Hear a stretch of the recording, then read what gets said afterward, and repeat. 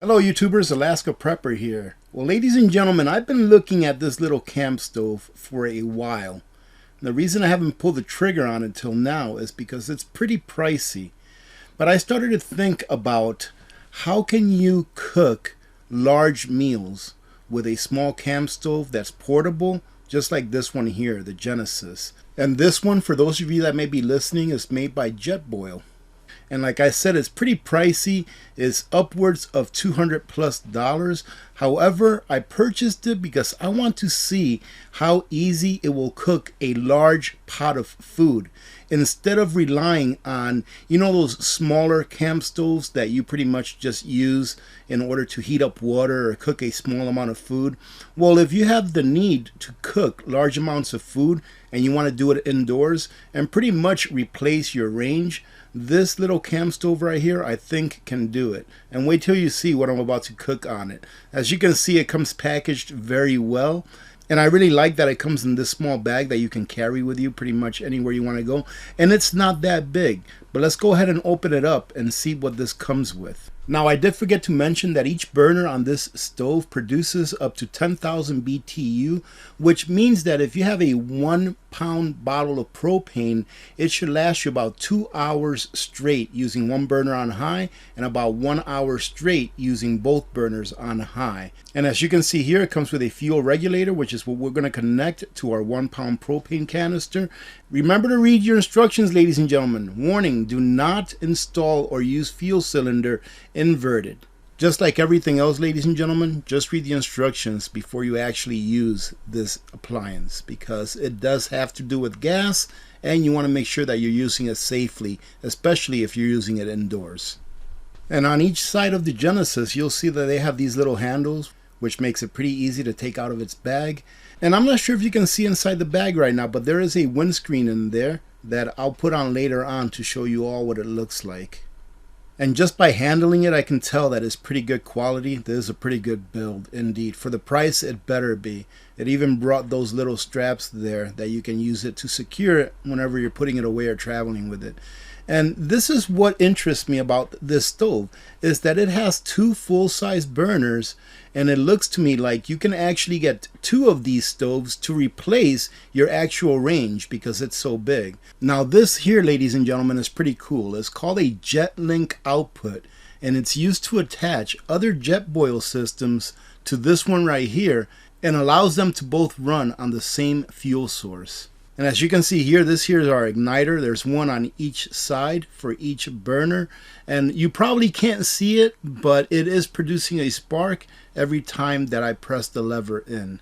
And it does come with this very handy starter guide, ladies and gentlemen. This is like a 10-step process that shows you how to take it out and actually start using it. So again, I say, make sure that you read your owner's manual. And if you want to get started in a hurry like I did, go ahead and read the beginner starter guide, and it will get you through the process very easily. There is really nothing complicated about this unit.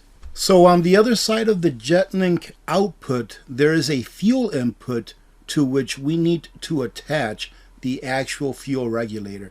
And it is very easy. You don't need any tools. All you have to do is make sure that you put your fuel regulator in there nice and sturdy with your hands. You don't need any tools until it seats, and it should be just fine to go. And now that the fuel regulator is on, we're going to go ahead and put on our propane cylinder. Now, ladies and gentlemen, the owner's guide or the owner's manual states that you should do this outside to make sure that there's no gas leaks. All right, so make sure you read your owner's manual. Now that we have our fuel cylinder on, we're going to go ahead and turn this around so that the knobs can be in the front. And then we're going to go ahead and start it up to see how it works. So I'm turning on my knob right now, and I can actually hear the gas coming out. And look at that, ladies and gentlemen. It started really nice, and look at that. This has some kind of a patent that makes the air that's coming into it that it's using to burn the fuel kind of like spin, kind of like a tornado. So I foresee that this is going to be a very efficient unit to run. And let's try the other side and see how that one starts. and it started right up as well. I actually had to click it more than once, but that's probably because the line was still purging from some of the fuel that was going in it. So now let's go ahead and see what we're going to cook on this, ladies and gentlemen. Like I said, I want to try to cook something really big because I think that this can replace your range. If you have 2 of these, it will replace the range. However, I don't think that most people, when they're cooking, that they use all 4 burners in the range. So for this being like a full-size cooking unit for your home, for whatever reason, you know, if you don't have gas, if the power goes out, whatever reason, I think it makes a really good full-size cooking unit. And this is what I'm going to cook on this today. I am getting ready for another batch of freeze-dried beef. And as you can see, I have my beef ready to go, all cut up, ready to cook up, and then put in our freeze dryer.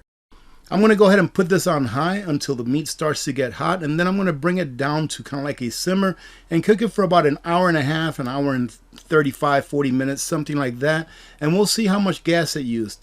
I forgot to record this, but before I started using this propane, the cylinder weighed 1 pound and 11 ounces, and then I'll let you know how many ounces of propane it used during the cooking process. All right, ladies and gentlemen, we are just shy of an hour and a half. It's been about an hour and 22 minutes. And as you can see, this meat is fully cooked. And this is going to be the perfect size pieces of meat to put in my freeze dryer. So let's go ahead and turn this off. And we're going to be able to weigh our cylinder afterwards. So remember, it had 1 pound, 11 ounces altogether before we started using it. And look at this, look at the discoloration in this. That's actually a pretty cool, kind of like a patina. But don't expect it to look brand new after you use it. Why? Because it's no longer brand new because you've used it. So let's go ahead and take this cylinder off and let's go ahead and weigh it. Now remember that we cooked with this for an hour and 22 minutes. It started out at 1 pound 11 ounces. So we can safely say that it consumed between 3 and 4 ounces of propane. Now remember that it wasn't on high the entire time, but it definitely proves that this unit can handle a big pot with a big meal and cook it well. And I believe that just from this one trial test that you can actually do pressure canning on this unit. Most pressure canning sessions last less than 3 hours. So 1 propane cylinder or 1 pound of propane should be plenty to get you through a pressure canning session. Do I recommend this? If you want to spend $269 or so, absolutely. I think it's a very good quality, very good build as far as a cooking system goes that can actually replace your full-size range as it is now. Having said that, I hope you got something out of this. God bless every one of you, and we will talk to you tomorrow. Nutrient survival isn't just survival food. It's special ops grade. Built to the nutritional standards of the U.S. Special Ops and packed with 40 essential nutrients. Formulated to sustain energy, sharpen focus, and keep you and your family thriving during any emergency. Real food, real ingredients.